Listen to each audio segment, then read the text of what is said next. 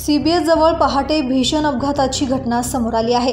CBS जवळ झालेल्या भीषण अपघातात 35 वर्षीय युवकाचा मृत्यू झाला असून 4 जण जखमी झाल्याची हृदयद्रावक घटना घडली आहे। सागर सुदाम शिंदे वय 35 वर्ष राहणार पिंपळनारे तालुका दिंडोरी असे अपघातात ठार झालेल्या युवकाचे नाव आहे। याबाबत पोलिसांकडून मिळालेली अधिक माहिती अशी की सागर सुदाम शिंदे, साहिल रघुनाथ कोरणे, कनिष्कनाथ मंगरुळ आणि सुदाम मुरलीधर सोनवणे तसेच अक्षय अशोक गवते हे 5 जण फॉर्च्युनर कारमधून CBS कडून शालिमारकडे भरधाव वेगात जात होते। यावेळी ही कार डिवायडरला धडकल्याने 3 ते 4 पलट्या घेतल्याचा प्राथमिक अंदाज पोलिसांनी वर्तवला आहे। पलटी घेतल्यानंतर ही कार इलेक्ट्रिक पोलवर जाऊन आदळली। या अपघातात कारचा चक्काचूर झालाय। हा अपघात इतका भीषण होता की एकाचा जागेवरच मृत्यू झालाय।